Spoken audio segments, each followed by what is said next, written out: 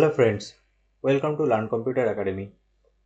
Pre react JS এর যে series আমরা স্টার্ট করেছি সেই সিরিজের আজকে সেকেন্ড ভিডিও। আজকের ভিডিওতে আমরা দেখব স্ট্রিং এবং এর কিছু ইম্পর্টেন্ট মেথডস। বিশেষ করে আমরা রিয়াক্টে যে মেথডগুলো প্রয়োজন হবে সেগুলো নিয়ে ডিসকাস করব।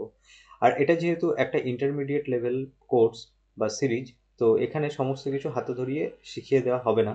এখানে মেন যে টপিকগুলো আমাদেরকে অবশ্যই জানতে হবে এবং প্রতিটা মুহূর্তে কাজে লাগবে সেগুলো নিয়েই আমরা ডিসকাস করব।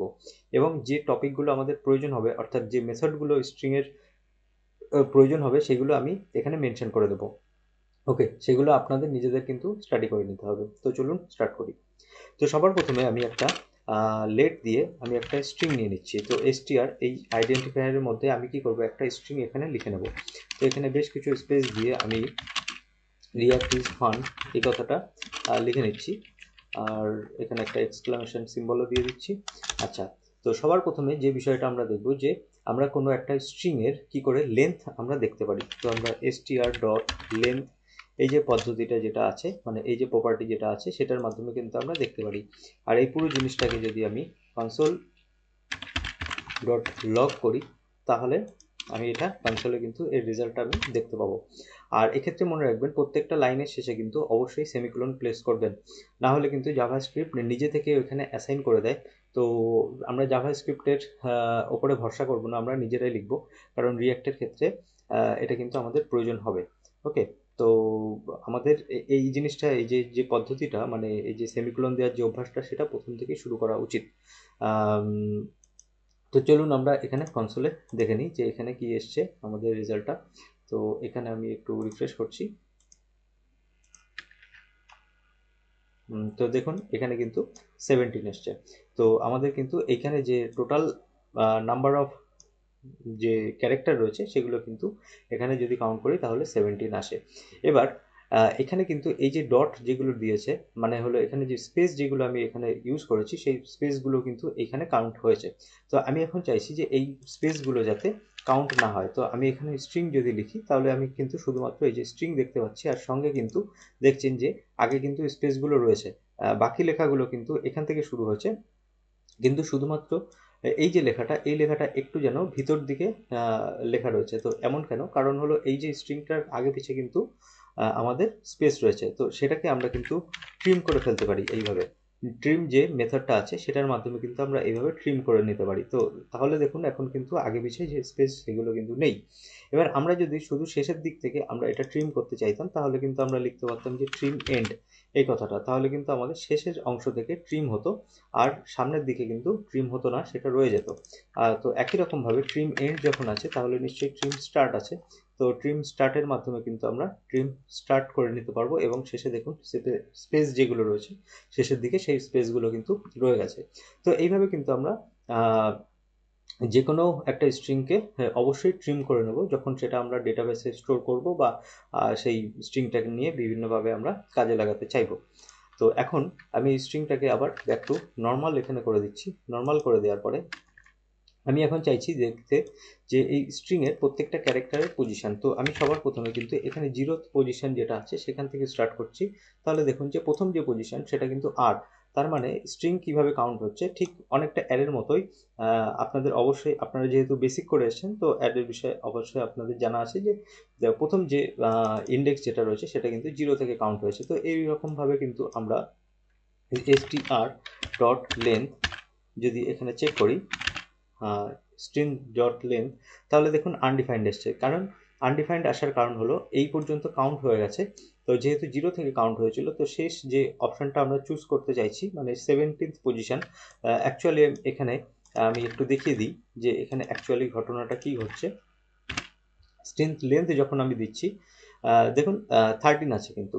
তো 13 পজিশন যদি আমরা এখন খেয়াল করি তাহলে এখানে কি হবে যে 0 1 2 3 4 5 6 7 8 9 10 11 12। তো এখানে 12 পর্যন্তই কাউন্ট করছে, কিন্তু আমি যেহেতু 13 প্লেস করছি এখানে, যে এই যে স্ট্রিংয়ের ভিতরে আমি যখন স্ট্রিং str ডট লেন্থ লিখছি, তো আমি অ্যাকচুয়ালি চাইছি যে 13th পজিশনে কোনটা আছে, তো 13th পজিশনে কিন্তু কেউ নেই এখানে, এখানে কিন্তু 12 অবধি গিয়েই শেষ হয়ে গেছে। তো সেই জন্য আমাকে কিন্তু 1 মাইনাস করতে হবে। যদি আমি এখন 1 মাইনাস করি তাহলে কিন্তু আমি লাস্ট যে ক্যারেক্টার অর্থাৎ এই যে এক্সক্লামেশন সিম্বল সেটা কিন্তু এখান থেকে আমি পেয়ে যাচ্ছি। এখন আমাদের লেন্থ আর ট্রিম প্রপার্টির পরে আমরা ইউজ করতে চলেছি যে ডট টু আপার কেস। তো এটা কিন্তু একটা মেথড। তো এখানে চেক করে দেখুন যে এখন কিন্তু এই যে রিয়াক্ট ইজ ফান, এই পুরো জিনিসটা কিন্তু সমস্ত কিছু বড় হাতের এসছে। আচ্ছা, এবার টু আপার কেসের পরে আমি যদি এখানে ইউজ করি যে টু লোয়ার কেস, আর এক্ষেত্রে খেয়াল রাখতে হবে যে আমাদের যে লেখাটা আমরা লিখছি সেটা টু কিন্তু ছোট হাতের টি দিয়ে শুরু হচ্ছে, তারপর লোয়ারের এল বড় হাতের, তারপর কেসের সিটা কিন্তু আমাদের আবার বড় হাতের। তো এখানে to upper case, to lower case, এই দুটো জিনিস কিন্তু আমাদের জানা হয়ে গেল। ওকে, তারপরে নেক্সট আমাদের কাছে কি আছে, আমরা যদি এই স্ট্রিংটাকে স্প্লিট করতে চাই, তো SPLIT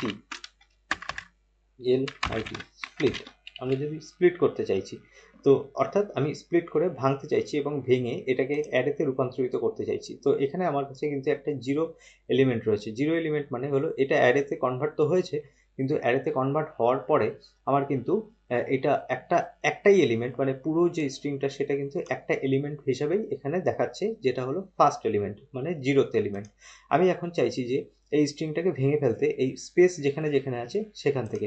তো আমি যদি এর ভিতরে কোটেশন ইউজ করে একটা স্পেস ইউজ করি তাহলে দেখুন যে এটা কিন্তু রিয়্যাক্ট ইজ ফান তিনটে এলিমেন্টে এখানে কিন্তু রূপান্তরিত হয়ে গেছে। ওকে, এখন এই প্রত্যেকটা এলিমেন্টকে কিন্তু আমরা আবার সেই অ্যারেতে যেভাবে আমরা ইন্ডেক্সিং করি মানে 0 1 2 সেই পজিশনে আমরা কিন্তু পেয়ে যেতে পারি। তো আজকের যেহেতু স্ট্রিংয়ের ভিডিও, তো আমি অ্যারে নিয়ে ডিসকাস করছি না, অ্যারের ভিডিও আলাদা আসবে। এবার আমি চাইছি যে এই যে রিয়্যাক্ট ইজ ফান যেটা রয়েছে সেটাকে আবার ব্যাক টু স্ট্রিংয়ে কনভার্ট করে ফেলতে, তো অ্যারেটাকে আবার স্ট্রিংয়ে কনভার্ট করতে। তো সেক্ষেত্রে কিন্তু আমরা ডট জয়েন এই মেথডটা এর সঙ্গে ইউজ করে ফেলতে পারি, এবং জয়েনটা আমি করতে চাইছি এরকম হাইফেনের মাধ্যমে। তো এখানে এখন দেখি যে দেখুন এখন কিন্তু react hyphen is hyphen fun, তো রিয়্যাক্ট ইজ ফান আবার কিন্তু ব্যাক টু স্ট্রিং হয়ে গেছে। তো এটাকে আমরা একটুখানি টাইপ অফ দিয়ে চেক করে নিই যে এখানে অ্যাকচুয়ালি কি এসছে এটা। তো এটা কিন্তু স্ট্রিং এসছে একটা।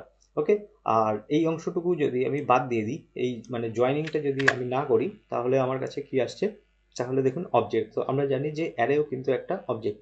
তো এক্ষেত্রে মনে রাখতে হবে যে আমরা কোনো স্ট্রিংয়ের ওপরে, আমরা যদি কোনো স্ট্রিংয়ের ওপরে স্প্লিট ইউজ করি, তো স্প্লিট মানে হলো ভেঙে ফেলা, তো সেটা ভেঙে তো যাবে, টুকরো টুকরো হয়ে যাবে, টুকরো টুকরো হয়ে একটা অ্যারেতে কনভার্ট হয়ে যাবে। এবং আপনি কোথা থেকে ভাঙতে চাইছেন, মানে কোন সিম্বলটা ইউজ করে ভাঙতে চাইছেন বা কোন ক্যারেক্টারটা ইউজ করে আপনি ভাঙতে চাইছেন, সেই স্ট্রিংয়ের মধ্যে যদি সেই ক্যারেক্টারটা থাকে তাহলে সেখান থেকে কিন্তু সেটা আলাদা আলাদা ভেঙে তারপরে কিন্তু বিভিন্ন এলিমেন্টে কনভার্ট হয়ে যাবে।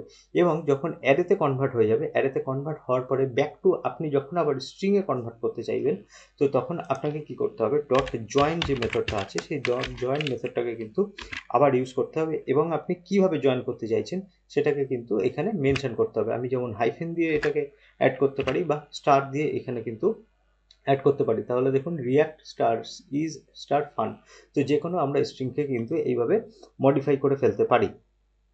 আচ্ছা, তো এছাড়াও আর কি কি আছে, বাকি যেগুলো আছে সেগুলো আমি জাস্ট এখানে মেনশন করে দিচ্ছি, আপনারা নিজেরা একটু এটাকে নিয়ে স্টাডি করে নেবেন। ঠিক আছে, যেমন হলো ইনক্লুডস আছে, তারপরে আপনার কাছে আছে যে স্টার্ট উইথ, এরকম একটা আছে, আর একটা আছে এন্ড উইথ।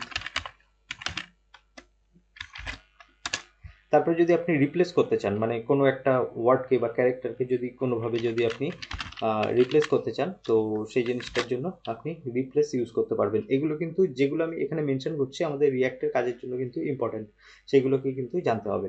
ওকে, তো আশা করি আপনারা স্ক্রিনশট নিয়ে নিয়েছেন যে এক্সট্রা যে এই যে মেথড চারটে আমি যেটা এক্সপ্লেন করলাম না, যেটা আপনাদের জন্য টাস্ক দিয়ে দিলাম, সেইগুলো কিন্তু একটু স্টাডি করে নেবেন। ওকে, তারপর আমি ব্যাক টু আসছি আমাদের যে মেন যে টপিক সেই টপিকের ক্ষেত্রে।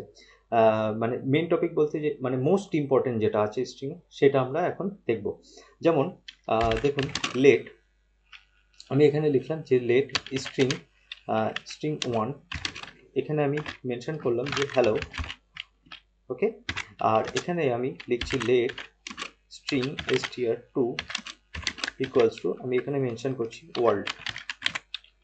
ওকে, এখন আমরা এই দুটো স্ট্রিং এর মাধ্যমে আরেকটা নতুন একটা স্ট্রিং তৈরি করতে চাইছি, যেটা হলো স্ট্রিং 3। তো সেটা আমরা এখানে কিভাবে মেনশন করতে পারি, মানে তৈরি করতে পারি। তো আমরা সবার প্রথমে দেখব যে এই যে str1 স্ট্রিং 1 প্লাস, তারপর আমরা কিন্তু str2 এটাকে যদি লিখি, এবার এটাকেই যদি আমি কনসোল ডট লগ ইউজ করি, কনসোল ডট, আচ্ছা এখানে স্পেলিংটা CONSOL, console dot log str3, এটাকে যদি এখন আমরা চেক করি, তাহলে দেখুন যে হ্যালো ওয়ার্ল্ড ক্রিয়েট হয়েছে। তো হ্যালো ওয়ার্ল্ড ক্রিয়েট হয়েছে, এটা ঠিক আছে, কিন্তু এইগুলোর মাঝখানে কোনো স্পেস নেই। তো আমার কাছে কি কি উপায় আছে এখন? তো আমি হ্যালোর পরে একটা স্পেস ইউজ করতে পারি, তো সেক্ষেত্রে আমার কাছে একটা স্পেস চলে আসবে। তারপরে আমি যদি ওয়ার্ল্ডের আগে যদি একটা স্পেস ইউজ করি, তাহলে সেক্ষেত্রে আমার কাছে ওয়ার্ল্ডের আগে স্পেস আসবে। অথবা আমি যদি এইভাবে একটা কনক্যাটিনেশন করি, অর্থাৎ এই যে প্লাস সিম্বলটার মাধ্যমে আমি যদি এখানে যুক্ত করার চেষ্টা করি একটা স্পেসের মাধ্যমে, তাহলেও কিন্তু আমার এখানে এটা যুক্ত হবে একটা স্পেস। তো এটার অর্থ হলো যে আমার কাছে একটা স্ট্রিং ছিলই, তো সেটার সঙ্গে অ্যাড করছি। এই অ্যাডটা মানে কিন্তু অঙ্কের যোগ নয়, এটা কিন্তু দুটো স্ট্রিং এর, মানে দুটো ওয়ার্ডের কিন্তু এটা সংযোগ, এটা একটা চেইন তৈরি করছি আমি। ওকে, তো সেটার সঙ্গে আমি একটা স্পেস দিলাম।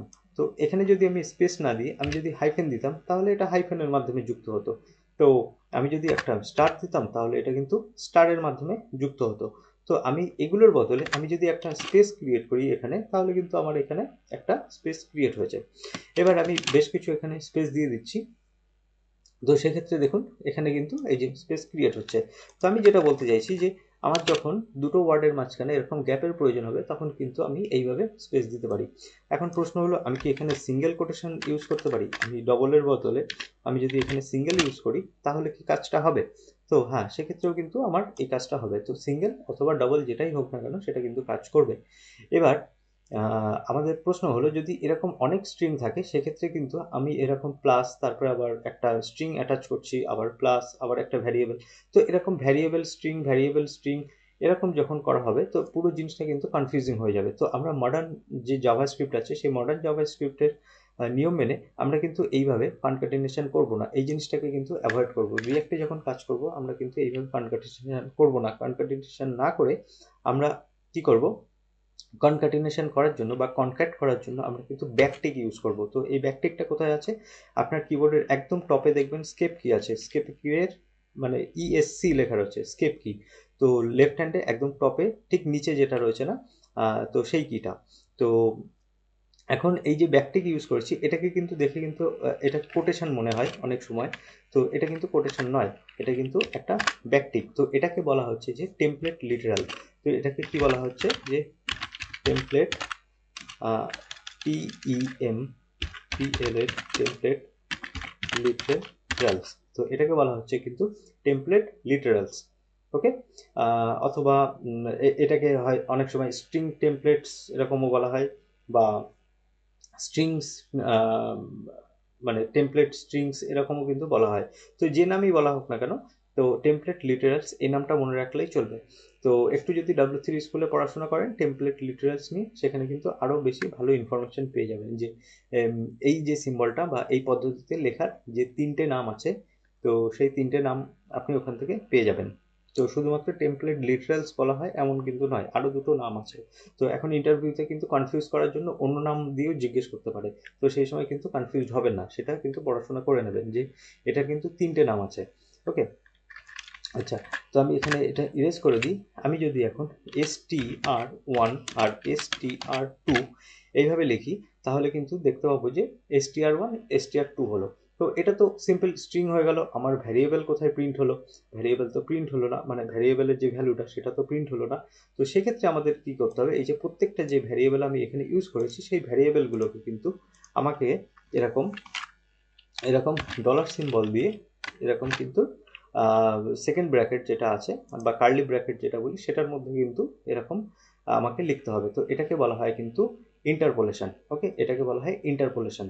তো এখন দেখুন হ্যালোটা এসছে কিন্তু str2টা অ্যাজ ইট ইজ রয়ে গেছে, তো এটাকেও আমাকে কিন্তু সেই ডলার সিম্বল দিতে হবে। তো ডলার সিম্বল দিয়ে এই যে যেভাবে লিখছি এটাকে আবার যে কোয়েরি ভাববেন না, এটা কিন্তু যে কোয়েরির সঙ্গে কোনো সম্পর্ক নেই এর। তো এটা কিন্তু এই যে হ্যালো ওয়ার্ল্ড যেটা প্রিন্ট করলাম, যে ভ্যালুগুলো যেগুলো ছিল, সরি, যে ভ্যারিয়েবল যেগুলো ছিল সেই ভ্যারিয়েবলগুলোকে কিন্তু কনভার্ট করতে সাহায্য করলো। এখন যদি আপনি এর মাঝখানে অন্য কিছু লিখতে চান, যে যেমন লিখলেন ধরুন XYZ, তো আপনি কিন্তু আবার অ্যাজ ইট ইজ এরকম লিখতে থাকতে পারবেন। যদি আপনি এখন এর মধ্যে লিখতে চান যে 1 2 3, তো নর্মাল স্ট্রিং যেমন কাজ করছে তেমন স্ট্রিং এর মতোই কাজ করবে। আর বেস্ট পার্ট হলো, এখন যদি এর মধ্যে আমি একটা কোনো ম্যাথমেটিক্যাল যদি একটা কোনো কাজ করতে চাই, যেমন 100 + 100 এরকম যদি কিছু একটা করতে চাই, তাহলে কিন্তু সেই কাজটাও আমরা করতে পারবো। তাহলে দেখছেন যে এই যে টেমপ্লেট লিটারাল ইউজ করলে কতটা সুবিধা হয়। আমরা কিন্তু এর মধ্যে হিসাব নিকাশও করতে পারবো, আর সঙ্গে আমরা কিন্তু দেখেই নিলাম যে ভ্যারিয়েবল কিন্তু আমরা এর মধ্যে অ্যাটাচ করতে পারবো। ঠিক আছে, তো এরকম আরও একটা এক্সাম্পল আমরা দেখে নিই। এখনই আমরা আরেকটা এক্সাম্পল দেখে নিই। ধরুন let name equals to CHIRNGIT, Chiranjit, এটা লিখলাম। আর আমি এটাকে এখন কি করব, এর মধ্যে এসে কনসোলে এসে আমি এটা প্রিন্ট করানোর চেষ্টা করছি। তো আমি ব্যাকটিক ইউজ করছি, ব্যাকটিক ইউজ করে আমি লিখলাম যে হ্যালো, কমা, তারপরে ডলার সিম্বল দিয়ে, আর এই যে কার্লি ব্রেকেট যেটা আছে তার মধ্যে আমি এটাকে লিখে দিলাম যে হ্যালো চিরঞ্জিত। তাহলে দেখছেন যে কত সহজেই কিন্তু আমরা ভ্যারিয়েবল আর স্ট্রিং একই সঙ্গে একই ফ্লোতে ইউজ করে যাচ্ছি। ওকে, তো এখন এই যে নেম যেটা আছে সেটা এখানে কেন কেটে দিয়েছে, তো এটা এডিটর থেকে এটা বিশেষ করে VS কোডে এরকম হয়ে থাকে। তো আপনি যদি এরকম দেখতে পান তো এটা কোনো চিন্তার কোনো কারণ নেই, এটা এরকমভাবেই এখানে শো করে। আচ্ছা, এরপরের যে কাজটা হলো, এরপরের বিষয়টা হলো, ধরুন আমি এখানে একটা কনস্ট ইউজ করছি, একটা পাথ ইউজ করতে চাইছি, ঠিক আছে, একটা পাথ। তো সেই পাথটা আমি এখন এখানে কিভাবে মেনশন করছি খেয়াল করুন। তো পাথটা আমি প্রথমে ডবল কোট দিয়ে লিখছি। তো পাথ মানে কোনো একটা ফাইলের পাথ আমি এখানে মেনশন করতে চাইছি।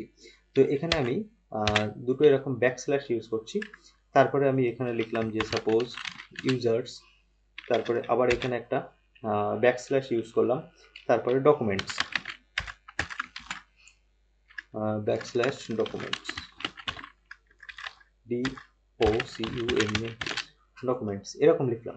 তো এবার খেয়াল করে দেখবেন আমার যদি এরকম ব্যাকস্ল্যাশের প্রয়োজন হতো, তো যেটা বেসিক্যালি উইন্ডোজের ক্ষেত্রে যেটা রয়েছে, তো যেটা উল্টো মানে ব্যাকওয়ার্ড যে ব্যাকস্ল্যাশটা রয়েছে না, তো সেটা, তো ফরওয়ার্ড ব্যাকস্ল্যাশ কিন্তু এটা।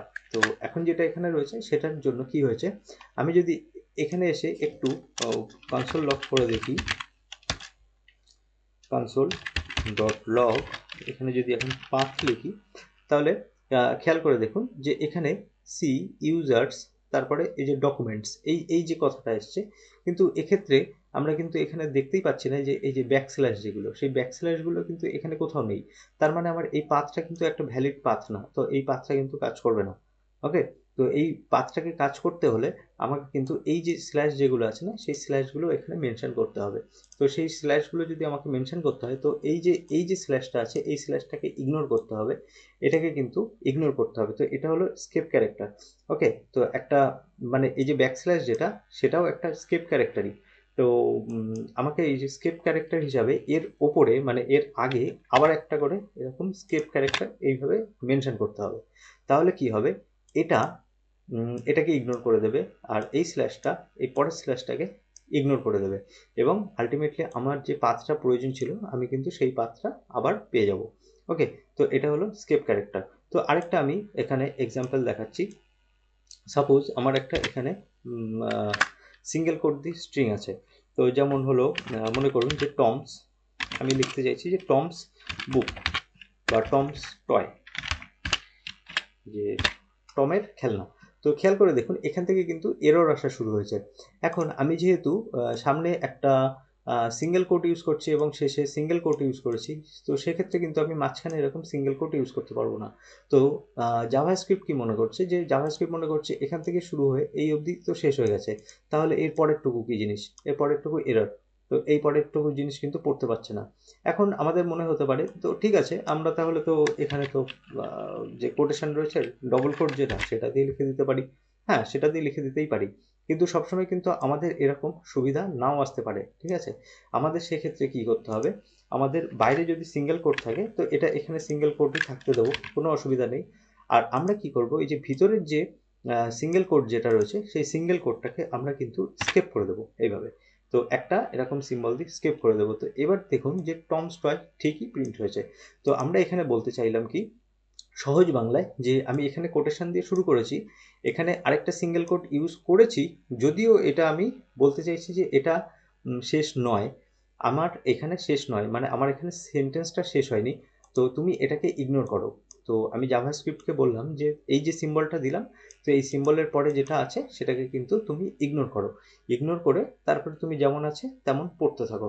তো সেই জন্যই এই ক্যারেক্টারটা ইগনোর হয়ে গেছে, এটাকে লাস্ট ক্যারেক্টার বা লাস্ট যে কোটেশন সেটা মনে না করে সেটা কি করেছে এখানে কিন্তু প্রিন্ট হয়ে গেছে। সেই জন্যই আমরা কিন্তু টমস টয় এই কথাটা দেখতে পেলাম। ওকে, তো আমরা এক্ষেত্রে কিন্তু যে স্কেপ ক্যারেক্টারের যে কাজ সেটাও কিন্তু আমরা মোটামুটি বুঝে গেলাম। আর মোস্ট যে ইম্পর্টেন্ট জিনিসটা ছিল সেটা কিন্তু টেমপ্লেট লিটারাল। আচ্ছা, এবার আমরা একটু অ্যাডভান্স কিছু দেখার চেষ্টা করি। ঠিক আছে, তো আমরা অল্প অল্প করে যেহেতু শুরু করেছি, তো অ্যাডভান্স বিষয়ে কিছুটা জানাটা জরুরি। আচ্ছা, তো এখন আমরা ইউজ করছি, ধরুন কনস্ট, আমি এখানে একটা ইউজার নামে কিছু বানিয়ে নিচ্ছি। ঠিক আছে, ইউজারের আমরা যা খুশি নাম দিতে পারি। তো আমরা এখানে ইউজারের নাম দিলাম যে জন, অথবা আমি এখানে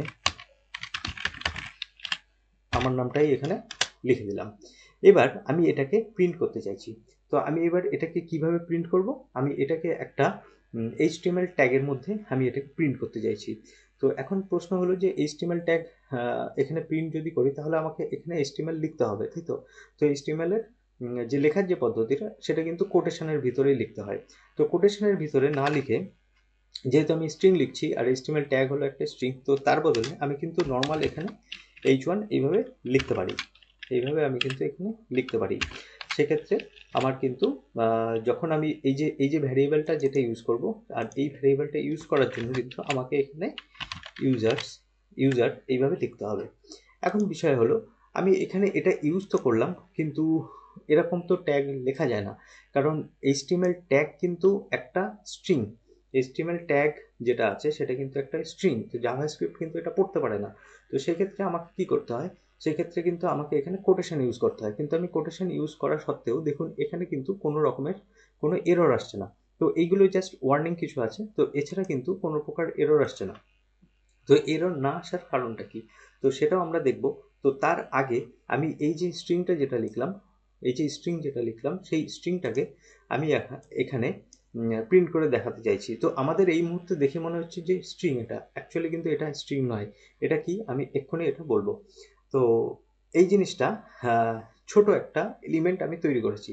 তো এই এলিমেন্টটাকে আমি এখানে ডিসপ্লে করাতে চাইছি এই ব্রাউজারে এসে। তো সেটা করার জন্য আমাকে কি করতে হবে, আমাকে অবশ্যই করে তাহলে কিন্তু একটা ডিভ প্রয়োজন হবে, যে ডিভের মধ্যে আমি এটাকে ইমপ্লিমেন্ট করব। তো আমি অলরেডি কিন্তু এখানে একটা দেখুন রুট নামে কিন্তু একটা ডিভ নিয়ে রেখেছি। তো আমি সেই ডিভটাকে ধরবো।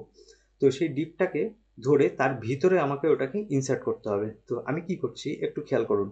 ওকে, তো প্রত্যেকটা ভিডিও আমি যেমন লিখবো সেরকম দেখে দেখে আপনারা লিখবেন, তাহলে কিন্তু আস্তে আস্তে ইউজ টু হয়ে যাবেন। ওকে, তো সবার প্রথমে এভাবে লিখুন রিয়াক্ট ডম, ডমের সব বড় হাতে লিখবেন। তো এই হঠাৎ করে যে জেএস এর মধ্যে কি করে রিয়াক্ট লিখতে পারছি বা এই জিনিসটাই বা কি চলছে, আমি এক্ষুনি সমস্ত কিছু এক্সপ্লেন করব। জাস্ট ধৈর্য ধরে আপনি যেমন দেখছেন তেমন দেখুন, তারপর দেখে দেখে আবার টাইপও করবেন, তাহলে কিন্তু তাড়াতাড়ি শিখতে পারবেন।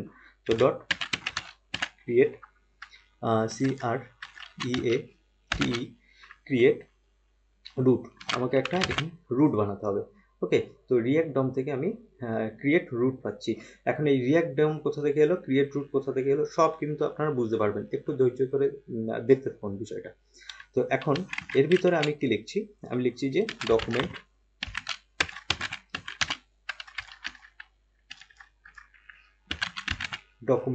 ডট কোয়ারি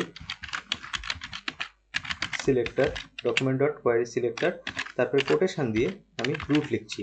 তো এটা কি, এটার মানে হলো আমি কিন্তু একটা এখানে আমি একটা যে রুট বলে যেটা আছে আমার কাছে, মানে রুট বলে যে ডিপটা আছে সেই ডিপটাকে আমি এখানে কিন্তু ধরেছি। ধরার পরে আমি এখন ওর ভিতরে এই লেখাটাকে লিখতে চাইছি। কোন লেখাটা? এই ইউজার নামে যে লেখাটা আছে সেটা। তো সেটাকে কি করতে হয়? ডট রেন্ডার করতে হয়। ওকে, যে এলিমেন্টটাকে বানিয়েছি সেই এলিমেন্টটাকে রেন্ডার করব। কিন্তু কিছুক্ষণ আগেই আমি একটা কিন্তু H1 এখানে বানিয়েছিলাম, তো সেই H1টা গেল কোথায়? তো সেই H1টা কোথায় গেল? তো আমি সেই H1টা এখানেও লিখতে পারি, মানে আগে থেকে লিখে রাখতে পারি, আর অথবা আমি কিন্তু ডাইরেক্ট এর মধ্যে H1 লিখেও দিতে পারি। ওকে, এভাবে H1 একটা লিখে দিতে পারি, মানে যে কোনো আমি HTML ট্যাগ লিখে দিতে পারি। এবং এর ভিতরে গিয়ে আমি যেহেতু এটা হলো জাভাস্ক্রিপ্টের একটা ভ্যারিয়েবল, তো আমি যদি নর্মাল এখানে দেখুন, সবার প্রথমে দেখুন যে আমি যদি শুধু ইউজার লিখি তাহলে কি হচ্ছে। তো ইউজার লেখার সঙ্গে সঙ্গে দেখুন শুধুমাত্র ইউজার এসছে। তো আমি এই ইউজারটা চাইনি, আমি চেয়েছিলাম এই ভ্যালুটা।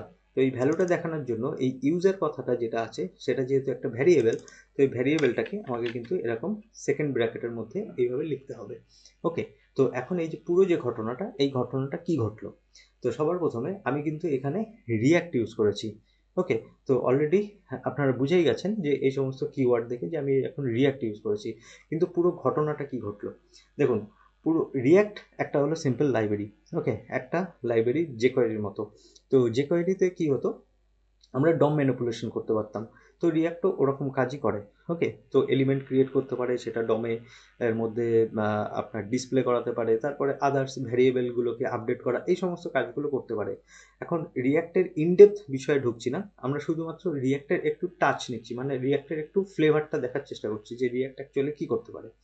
তো সবার প্রথমে যেহেতু এটা একটা লাইব্রেরি, তো তার জন্য হয়তো আপনি অনেক ভিডিওতে দেখেছেন যে বিশাল কিছু একটা সেট আছে। তো সেই সেট করার পরে npm ইনস্টল করা, তারপরে আদার্স নোট প্যাকেজ ম্যানেজার বা ভাইট বা ভিট, যেটাই আপনি বলুন। তো সমস্ত কিছু ইনস্টল করার পরে তারপরে আমরা পুরো ধৈর্য হারিয়ে ফেলি। আর তারপরে দেখি যে আমরা আলটিমেটলি কিছুই করতে পারলাম না, একটা বাটনে ক্লিক করে নাম্বার বাড়াচ্ছি, একটা বাটনে ক্লিক করে নাম্বার কমাচ্ছি। তো আলটিমেটলি কি হয়, তো আলটিমেটলি কিছুই বুঝতে পারি না। মানে মোট কথা হলো শুরু যে, মানে যে শুরু করছে সবে, যে বিগিনার, সে পুরোপুরি কনফিউজড হয়ে যায়, তারপরে হাল ছেড়ে দেয় 2 দিন পরে যে কি চলছে আমি কিছুই বুঝলাম না। তো সেটা করার থেকে এটা বেটার, যেহেতু সবার প্রথমে আমাদের কনসেপ্ট ক্লিয়ার রাখতে হবে যে রিয়াক্ট হলো একটা লাইব্রেরি। কিসের মতো? এটা হলো jQuery-র মতো ধরে নিলাম, তো একটা লাইব্রেরি, এটা কিন্তু ফ্রেমওয়ার্ক নয়। তো লাইব্রেরি যেহেতু, তো তার মানে এর সিডিএন আছে। তো এই সিডিএন দিয়ে আমরা কিন্তু কাজ চালাতে পারি। ওকে, তো এখন আমাদের কাছে কি কি প্রয়োজন আমি একটু দেখিয়ে দিচ্ছি আপনাকে। তো আমি একটু ব্রাউজারটাকে, এই এডিটরটাকে বড় করছি। তো দেখুন সিম্পল জিনিস, তিনটে যে এখানে সিডিএন আছে, এই তিনটে সিডিএন একটু লক্ষ্য করুন। ওকে, একটু ধৈর্য ধরে দেখুন বিষয়টা, তাহলে বুঝতে পারবেন। তো আমি জাস্ট গুগল থেকে এই সিডিএনটাকে কপি করে নিয়ে চলে এসেছি। ওকে, কি লেখা রয়েছে? react.development.js। তো এটা হলো একটা রিয়াক্টের। তো এর মধ্যে আপনি যদি ওপেন করে দেখবেন যে 9-10 হাজার মতন কোড লেখা আছে। ওকে, তো সেটাই কাজ করছে। কে বানিয়েছে? ফেসবুক বানিয়েছে।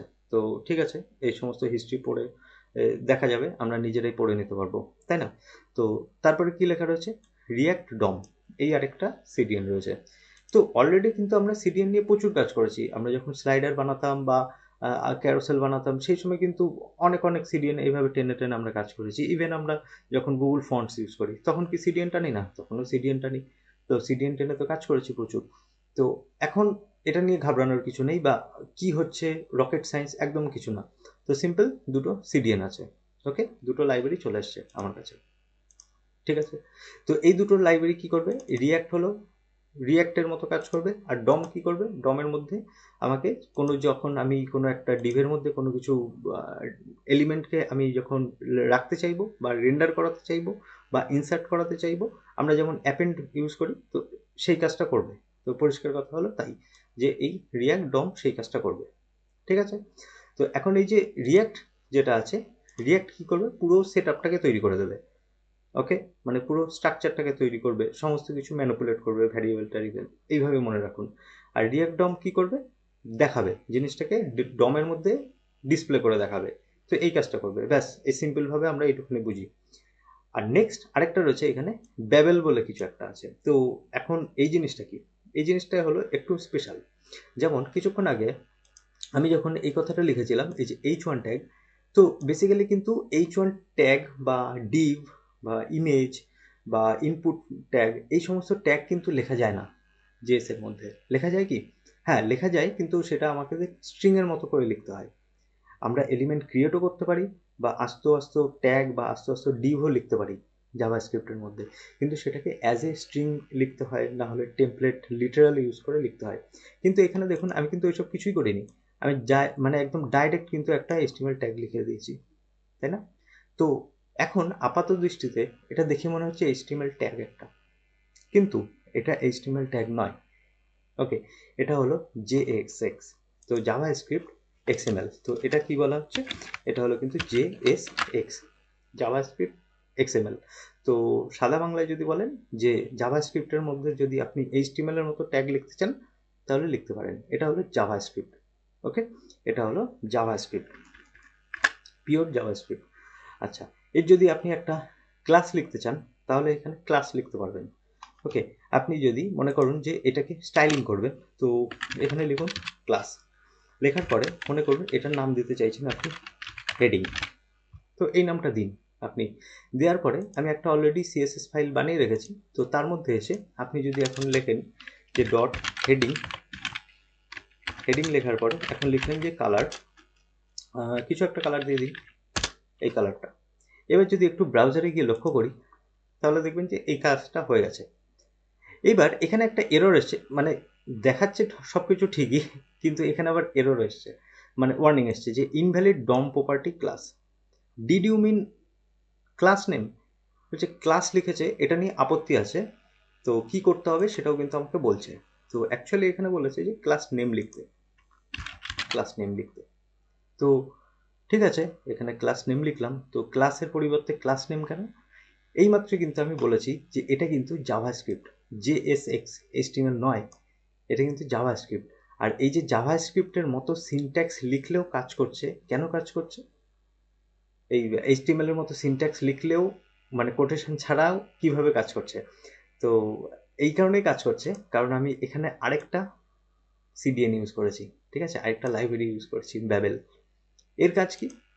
এর কাজ হলো আপনি JSX লিখতে পারবেন জাভাস্ক্রিপ্টের মতো। তারপরে আপনি অ্যাডভান্স লেভেলের যে ES6 এর পরে যে, মানে ECMAScript 6 এর পরে যে জাভাস্ক্রিপ্টগুলো, মডার্ন জাভাস্ক্রিপ্টগুলো এসছে, সেই জাভাস্ক্রিপ্টগুলো লিখলে আপনাকে কি করবে, ES5 এ কনভার্ট করে দিয়ে দেবে এই লাইব্রেরিটা, এই লাইব্রেরিটা এ কি করবে, আপনি মডার্ন জাভাস্ক্রিপ্ট লিখবেন, সেটাকে কনভার্ট করবে, কনভার্ট করে পুরনো জাভাস্ক্রিপ্টে কনভার্ট করে দেবে। কেন কনভার্ট করবে? হয়তো এরকম হতে পারে যে অনেক ব্রাউজার সাপোর্ট করে না মডার্ন জাভাস্ক্রিপ্ট, তো সেই মডার্ন জাভাস্ক্রিপ্টটা যাতে সাপোর্ট করতে পারে সেই জন্য ব্যাকওয়ার্ড যে কম্প্যাটেবিলিটি যেটা রয়েছে, তো সেই জন্য পুরোনো দিনের যে সেখানে কনভার্ট করে দেবে যাতে সমস্ত ব্রাউজার কাজ করে। এখন যেহেতু আমরা কোনো HTML ট্যাগ জাভাস্ক্রিপ্টে লিখতে পারি না, তো সেই কাজটা যাতে আমরা করতে পারি, যে HTML এর মতোই লিখে যাব, আমাদের যেন কোনো রকম ফিলিংস না হয় যে আমরা অন্য কিছু করছি, স্পেশাল কিছু করছি, তো সেই ফিলিংসটা যাতে না হয়, তো আমরা লিখে যাব JSX, আর ব্যাবেল কি করতে থাকবে, কন্টিনিউয়াসলি নর্মাল যে এলিমেন্ট সেই এলিমেন্টে কনভার্ট করতে থাকবে। আমরা করেছি না ডম ম্যানিপুলেশনে যে ডকুমেন্ট ডট ক্রিয়েট এলিমেন্ট, তারপরে ব্র্যাকেটের মধ্যে ডিভ লিখতাম, একটা ডিভ এলিমেন্ট তৈরি হতো, তারপরে ডিভের মধ্যে লিখতাম যে ডিভ ডট ইনার HTML, এরকম কিছু লিখতাম। তো সেই কাজগুলো কিন্তু এই ব্যাবেল সামলে নেবে, আমাদেরকে দেখতে হবে না, আমরা জাস্ট সিম্পল HTML যেমন লিখতাম HTML ফাইলে, সেরকমভাবে কিন্তু আমরা এখানে HTML এর মতোই লিখে যাব, আর এই ব্যাবেল ব্যাকএন্ডে কিন্তু কনভার্ট করতে থাকবে। তো এখন এই যে ক্লাস নেম, যেটা ক্লাস নেমটা কিন্তু রিয়াক্টের কিছু নয়, ক্লাস নেমটা কিন্তু জাভাস্ক্রিপ্টের নিজস্ব। তো এটা দেখে কনফিউজ হবে না যে রিয়াক্টে গিয়ে ক্লাস নেম লিখতে হয়, ক্লাস লেখা যায় না, না, এটা জাভাস্ক্রিপ্টের জিনিস। এখানে যত কিছু আছে, এই যে 2 লাইন পুরো পিওর জাভাস্ক্রিপ্ট এর মধ্যে। ওকে, তো এখন ক্লাস নেম কিন্তু জাভাস্ক্রিপ্টেই লিখতে হয়, রিয়াক্টের কিছু না, রিয়াক্ট কিছুই দেয়নি এখানে। আচ্ছা, আর এই যে ভ্যারিয়েবলটা আমি ইউজ করেছি, এই ভ্যারিয়েবলটা কিভাবে ইউজ করতাম, আমরা যদি নর্মাল এখানে লিখতাম, মানে ভ্যানিলা জাভাস্ক্রিপ্ট লিখতাম তাহলে এইভাবে ইউজ করতাম, কোনো এরকম টেমপ্লেট লিটারাল ইউজ করতাম, করার পরে আমরা এইভাবে লিখতাম যে হ্যালো ইউজার এইভাবে লিখতাম। তো এখানেও আমরা লিখতে পারি, কিন্তু আমাকে আর সেই ওই ব্যাকটিক বা আদার্স যে জিনিসগুলো সেগুলো নিয়ে এখানে ভাবতে হচ্ছে না, আমরা সিম্পল এখানে লিখে যাচ্ছি। দেখুন হ্যালো চিরঞ্জিত দেখাচ্ছে, কোনো অসুবিধা নেই, সিম্পল আমরা লিখে যেতে পারছি। তো পুরো জিনিসটাকে একবার বলে দিই যে আমি কি করেছি। এই যে রিয়াক্ট ডম যেটা আছে, যেহেতু আমাকে দেখাতে হবে ডমে, সেই জন্য আমি কি ইউজ করেছি, রিয়াক্ট ডমের DOM পুরো বড় হাতের ক্যাপিটাল, তারপরে ডট ক্রিয়েট রুট, একটা রুট ক্রিয়েট করছি। আচ্ছা, এই জিনিসটা কনফিউশন হতে পারে যে রুটটা আবার কি, মানে রুট কেন ক্রিয়েট করছি। তো আমরা এই যে ডিভ আছে না, এই পুরো জিনিসটা এই ডিভের মধ্যে আমরা ইনসার্ট করছি। তো একটু যদি আমি বডিটাকে ওপেন করে দেখাই, দেখুন এই যে রুট আছে, সেই রুটের ভিতরে গিয়ে এই H1টা কিন্তু ইনসার্ট হয়েছে, দেখছেন এই রুটের মধ্যে। তো এই রুটের ভিতরে লিখবো আমরা, এই রুটের ভিতরে লেখার জন্যই আমাদের প্রয়োজন কি, একটা রুট ক্রিয়েট করতে হবে। তো রিয়াক্টের ভিতরে ইনডেপথ ঢুকছি না, কেন রুট ক্রিয়েট করতে হচ্ছে আমি ওপর বলছি, ইনডেপথ পরে আমরা দেখব। ওকে, যে রুট ক্রিয়েট না করলে কি হতো। তো আমরা কি করছি, জাস্ট এই রুটটাকে ধরে নিচ্ছি, এটা তো একদম ভ্যানিলা জাভাস্ক্রিপ্ট, তো রুটটাকে ধরে নিলাম, তার উপরে আমরা রেন্ডার চাপিয়ে দিলাম। তো এই জিনিসটাকে ওভারঅল আমরা একটা ভ্যারিয়েবলেও রেখে দিতে পারতাম, তার উপরে রেন্ডার লিখতাম। তো এই রেন্ডারটা কিন্তু এই রিয়াক্ট ডম দিয়েছে, এটা কিন্তু রিয়াক্টের জিনিস না, এটা হলো রিয়াক্ট ডম, মানে এই প্লাগইনটার জিনিস। ওকে, এই প্লাগইনটার জিনিস, তো সে দিয়েছে এই রেন্ডারটা। তারপর কি করেছি, রেন্ডারের মধ্যে আমরা সিম্পল, এখানে দেখবেন এটা কিন্তু JSX HTML নয়, JSX। ওকে, তো এই যে JSX যেটা, সে কি করছে, এর মধ্যে এই ভ্যারিয়েবলটাকে নিয়েছে, নিয়ে পুরো জিনিসটাকে কনভার্ট করেছে, ট্রান্সফাইল করেছে। তো এটা অ্যাকচুয়ালি ট্রান্সফাইল করছে, ওকে, যে ট্রান্সফার করছে যে পুরোনোটাতে, মানে মডার্ন জাভাস্ক্রিপ্টটাকে পুরোনোটা, এরকম একটা কনসেপ্ট। তো সেখানে ট্রান্সফাইল করে তারপরে পুরো জিনিসটাকে পাতি জাভাস্ক্রিপ্ট বানিয়েছে, জাভাস্ক্রিপ্টের কোড করার পরে সেটাকে কিন্তু আমাদের এই রুটের মধ্যে প্লেস করে দিয়েছে, এই কাজটুকুই করেছে। তো এবার এটাকে কেন দেখলাম, আমরা যেহেতু স্ট্রিং করছি, তো স্ট্রিং এর মধ্যেই ইউজ হবে, তো সেই জন্যই আমরা এটাও একবারে দেখে নিলাম, যাতে আমরা প্রথম থেকেই একটু একটু করে ইউজ টু হয়ে যাই। তো গত ভিডিওতেও বলেছিলাম যে কবে আমরা রিয়াক্টের মধ্যে চলে যাবো, আমরা নিজেরাও যেন ফিল না করতে পারি। তো প্রত্যেকটা ভিডিওতে এরকম অল্প অল্প করে শিখবো। আচ্ছা, এবার প্রশ্ন হলো যে এই তিনটে ইউজ করছি প্লাগইন, তারপরে এই যে একটা স্ক্রিপ্ট ইউজ করছি যার মধ্যে আমি app.js লিখছি, এর মধ্যে কি আমি নর্মাল জাভাস্ক্রিপ্ট লিখতে পারবো, ভ্যানিলা জাভাস্ক্রিপ্ট? হ্যাঁ, আপনি অবশ্যই ভ্যানিলা জাভাস্ক্রিপ্ট লিখতে পারবেন এর মধ্যে, যেমন নর্মাল জাভাস্ক্রিপ্ট লেখেন কন্টিনিউয়াসলি এরকম লিখতে থাকবেন, কোনো অসুবিধা নেই এর মধ্যে। ওকে, তো এটা কি জন্য রয়েছে, এই যে ব্যাবেল জাস্ট কি করবে, আপনি যে জেএসগুলো লিখে যাচ্ছেন, মডার্ন জাভাস্ক্রিপ্ট লিখুন, ব্যাকওয়ার্ড মানে পুরোনো দিনের জাভাস্ক্রিপ্ট লিখুন, সমস্ত কিছু কিন্তু ওই ব্যাকওয়ার্ড যেটা আছে সেখানেই পাঠাবে, ES5-এই কনভার্ট করে পাঠাবে। তো আপনি এখানে রিয়াক্ট লিখুন, এক লাইন জেএস লিখুন, মানে ভ্যানিলা জেএস লিখুন, আবার 2 লাইন রিয়াক্ট লিখুন, তো এখানে বিন্দাস লিখে যান, কোনো অসুবিধা নেই। ওকে, শুধু খেয়াল রাখবেন যেন কনফ্লিক্ট না করে, কোনো ফাংশনের নামের সঙ্গে রিয়াক্টের কোনো ফাংশন যেন কনফ্লিক্ট না করে, তাহলে কিন্তু একটু কনফিউজিং হবে। আচ্ছা, তো এই জিনিসটা বুঝলাম। এবার একটা কাজ করি, আমি একটুখানি আরেকটু রিয়াক্টের একটু ফ্লেভার দিচ্ছি। দেখুন এখানে আপনি একটা ভ্যারিয়েবল বানান, এরকম কি লিখবেন, যে অ্যাপ নামে লিখে দিন, অ্যাপ লিখুন বা হেডিং লিখুন, যেটা খুশি লিখুন, কিন্তু যেটাই লিখবেন প্রথম অক্ষরটা বড় হাতে দেবেন। ওকে, এটা আমি একটা ফাংশন বানাচ্ছি, ফাংশন এক্সপ্রেশন, কি অ্যারো ফাংশন দিয়ে। ওকে, অ্যারো ফাংশন আমরা পরে ডিসকাস করব। তো এই মুহূর্তে জাস্ট মনে রাখুন যে এটা হলো একটা ফ্যাট অ্যারো ফাংশন। তো সবার প্রথমে কি লিখবেন, ফ্যাট, তারপরে দেবেন অ্যারো, তারপরে দেবেন ফাংশন, ব্যাস, ফ্যাট অ্যারো ফাংশন। তো এটা কি, এটা হলো একটা ফাংশনের মানে শুরুটা। তো এর আগে এরকম ফাংশন লেখা থাকতো, কিন্তু ঠিক আছে, এরকম ফাংশন লেখা থাকতো, এটা থাকতো না, এটা থাকতো না। ওকে, এরকম থাকতো। তো সেই জিনিসটাই বানাচ্ছি, কিন্তু রিয়াক্টে যেহেতু আমরা ফ্যাট অ্যারো ফাংশন বারবার পাবো, তো এটা, তো কি করতে হয়, এই ফাংশনের ভিতর থেকে একটা রিটার্ন করতে হয়। ওকে, এই জিনিসটাকে আমি রিটার্ন করে দিলাম, এখান থেকে কাট করলাম, এখানে এসে এভাবে রিটার্ন করে দিলাম। আর ধরুন এখানে আমি একটা এরকম ভ্যারিয়েবল বানিয়ে রেখেছি, এটাকে রিটার্ন করে দিলাম। এখন আমাকে এই রেন্ডার করতে হবে এটাকে। তো কি রেন্ডার করব? এই অ্যাপটাকে। তো আমি এখান থেকে কপি করে এর ভিতরে যদি এরকম অ্যাপ লিখে দিই, তারপরে একটু যদি এখানে খেয়াল করে দেখি, তো দেখবেন যে হয়তো কিছু এরর আসছে। প্রথম কথা তো কিছুই আসেনি, এখানে function are not valid in react চাই এরকম কিছু। তো কেন আসেনি? কারণ এই অ্যাপটাকে নর্মাল এইভাবে ভ্যারিয়েবলের মতো লিখে দিলে হবে না, এটাকে আপনাকে এরকম জেএসএক্স লিখতে হবে। জেএসএক্স দেখে মনে হবে যে ট্যাগ বোধ হয় কোনো, না, দেখুন আবার ব্যাক টু নর্মাল চলে আসছে। তাহলে দেখলেন কত সিম্পল জিনিস। একটা আপনি হ্যাটারও ফাংশন বানালেন, ঠিক আছে, একটা ফাংশন বানালেন, এই ফাংশনটা এক্সপ্রেশন হিসেবে বানালেন, যে ফাংশনটাকে একটা ভ্যারিয়েবলে সেভ করে দিলেন কনস্ট্যান্টে। এখন সেই ভ্যারিয়েবলটা কি করলেন, এখানে যেমন আপনি ওই এইচটিএমএল এ ট্যাগ লেখেন না, সেরকম ট্যাগ হিসেবে লিখে দেবেন, ব্যাস। তো এটা হলো সেলফ ক্লোজিং, এভাবে আপনি লিখে দেবেন। তো সেটা কি হলো, এখন এই যে পুরো H1 লিখছিলাম না, এই H1টা লেখার দরকার হবে না, আপনি এইভাবে লিখে দিতে পারবেন। তাহলে আপনার এখানে ব্রাউজারে এসে দেখবেন সেটাই রেন্ডার হয়ে গেছে। ওকে, ওকে। তো আমরা কি আরেকটা এক্সাম্পল দেখি? ওকে, আরেকটা এক্সাম্পল দেখি এখানে, লাস্ট এই এক্সাম্পলটা লাস্ট দেখি আমরা। ওকে, তো একটু আমরা কন্ডিশনাল দেখি।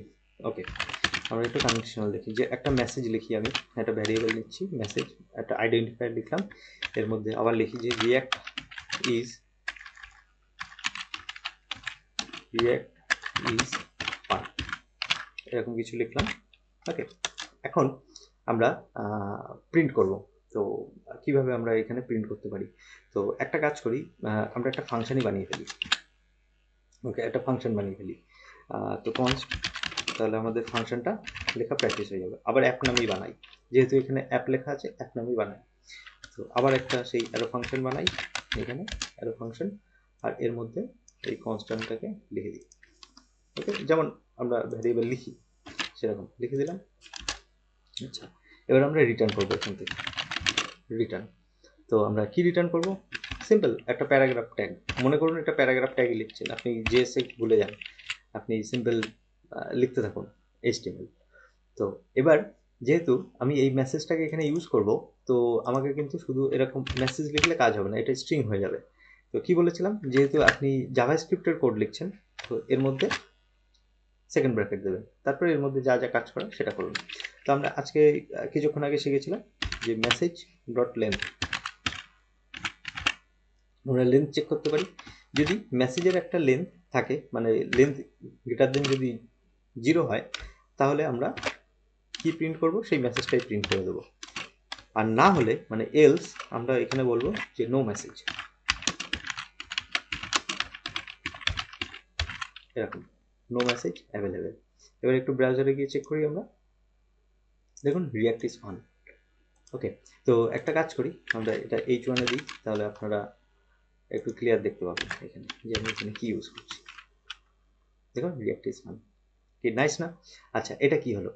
এটা কিন্তু ইফ এলস, এটা হলো টার্নারি মেথড, আমরা শিখবো আলাদা করে টার্নারি মেথড। তো আজকে দেখে নিলাম যে আমরা কি করছি, যে যদি মেসেজের লেন্থ গ্রেটার দেন 0 হয়, তার মানে এর মধ্যে যদি কিছু লেখা থাকে, তাহলে কি হবে, সেই মেসেজটাই প্রিন্ট হবে, মানে হলো এটা ইফের বডি। আর যদি কিছু না থাকে মানে এলস, না হলে বলবে যে কোনো মেসেজ নেই। তো এখানে সাপোজ কোনো মেসেজ নেই, ব্ল্যাঙ্ক হয়ে গেছে মেসেজ, তাহলে দেখুন নো মেসেজ অ্যাভেলেবেল, কোনো মেসেজ নেই এখানে। ইন্টারেস্টিং না? Very interesting.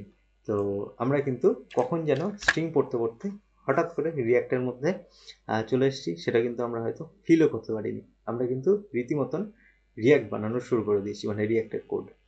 আর আরেকটা জিনিস বলবো, ইন্টারেস্টিং জিনিস, হয়তো অনেকের মুখে শুনেছেন যে রিয়াক্টে কম্পোনেন্ট থাকে। তো ব্যাস, আপনি একটা এরকম H1 ট্যাগ বানিয়ে ফেলেছেন, একটা কম্পোনেন্ট বানিয়ে ফেলেছেন। ওকে, এখন এর মধ্যে আমরা যদি একটা ক্লাস দিতে চাই, ক্লাস লিখতে পারি। ওকে, CLSS। কিন্তু কিছুক্ষণ আগে পড়েছিলাম কি, ক্লাস লেখা চলবে না, কারণ এটা জাভাস্ক্রিপ্ট লিখছি, জাভাস্ক্রিপ্টে ক্লাস বলে আলাদা একটা কনসেপ্টই আছে। তো সেই ক্ষেত্রে কি লিখতে হবে, ক্লাস নেম লিখতে হবে, কিন্তু ক্লাস নেম হেডিং। এখানে আপনাকে কোনো কিছুই চিন্তা করতে হবে না, double coat, single quote, double কোটের মধ্যে সিঙ্গেল কোড, এসব কিছু ভাবতে হবে না, সিম্পল আপনি লিখতে থাকুন, বাকিটা সামলে নেবে। এই জন্যই বলা হচ্ছে যে react is fun. React is fun. একটু ব্রাউজার দিই, রিয়াক্ট ইজ ফান। ওকে, তো আমরা কিন্তু এইভাবে লিখে লিখে কিন্তু ইউজ করতে পারবো প্রত্যেকটা জিনিস। এরকম কিন্তু আমরা জাস্ট প্লাগ ইন বা সিডিএন টেনে টেনে কাজ করতে পারবো। এবার এর মধ্যে আমি এই যে কাজগুলো করছি, এই যে জেএসএক্সগুলো লিখছি, তো এখানে একটা ছোট্ট একটা শর্ত আছে। সেই শর্তটা কি, এই জেএসএক্সগুলো যদি আমি লিখতে চাই এর মধ্যে, এই ফাইলের মধ্যে যদি জেএসএক্স লিখতে চাই, জেএস ফাইলের মধ্যে উইথ ভ্যানিলা জেএসও আমরা এর মধ্যেই লিখছি, তো এই জিনিসটা চিনতে পারবে না, ব্রাউজার চেনে না। কিন্তু আপনার কিন্তু ব্রাউজারে কিন্তু এই অ্যাপ ডট জেএস কানেক্ট করা আছে, দেখছেন? ব্রাউজার কিন্তু চেনে না জেএসএক্স চেনে না ব্রাউজার। আরেকবার বুঝবেন, আপনার কিন্তু সিম্পল এটা কানেক্ট করে রেখেছেন অ্যাপ ডট জেএসএস, মানে অ্যাপ ডট জেএস। এখন এর মধ্যে আপনি লিখছেন এরকম কিছু একটা, এটা নিশ্চয়ই জাভাস্ক্রিপ্টের জিনিস নয়, এটুখানি তো জানেন, এটা নিশ্চয়ই জাভাস্ক্রিপ্টের জিনিস না, তাহলে ব্রাউজার কিন্তু রেন্ডার করতে পারবে না। তো সেই জন্য আমাদের কি বলে দিতে হবে, জাস্ট এখানে লিখে দিতে হবে যে টাইপ টেক্সট স্ল্যাশ ব্যাবেল। তো এই জিনিসটা যখন লিখবেন তখন এই জেএস এর উপর ডিপেন্ডেন্ট হয়ে যাবে। ওকে, এর উপর ডিপেন্ডেন্ট হয়ে যাবে, যেই এর উপর ডিপেন্ডেন্ট হয়ে যাবে ব্যাস, আপনার কাছে এখন পুরো ফ্রিডম আছে। আপনি এর মধ্যে ভ্যানিলা জাভাস্ক্রিপ্ট লিখুন, এর মধ্যে রিয়াক্টের কোড লিখুন, যেটা খুশি লিখুন, সমস্ত কিন্তু রান করবে। তো এটাকে আলাদাভাবে বিশাল কিছু একটা মনে করবেন না, বিশাল কনফিউশন হওয়ার কোনো কারণ নেই এখানে।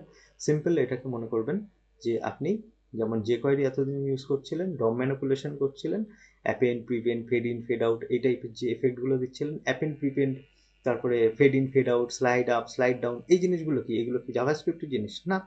এগুলো তো যে কোয়েরি বানিয়ে দিয়েছে মেথডগুলো, এর পিছনে তো জাভাস্ক্রিপ্ট চলে, তো সেগুলো তো আমরা ইউজ করিনি। তো এরকম রিয়াক্টেরও নিজস্ব কিছু আছে, হুক আছে, তারপরে আলাদা আলাদা এই যে কম্পোনেন্টের কনসেপ্ট আছে, তো রিয়াক্টেও আছে। তো আমরাও যে কোয়েরি থেকে শিখে নিয়েছি, আবার রিয়াক্টের নতুন কিছু আছে, নতুন কিছু মেথড বা কনসেপ্ট আছে, সেগুলোও শিখে নেব। ওকে, আর অনেকের আবার এটা মনে হয় যে হ্যাঁ, এখন তো রিয়াক্ট চলছে, ভিউ চলছে, তো আবার যে কোয়েরি থেকে ফিরে যায়, যে কোয়েরি তো ব্যাকডেটেড। তো একটুখানি স্টাডি করে নেবেন যে যে কোয়েরির প্রয়োজনীয়তা কোথায় কোথায় আছে আর কটা ওয়েবসাইটে যে কোয়েরি এখন ইউজ হচ্ছে।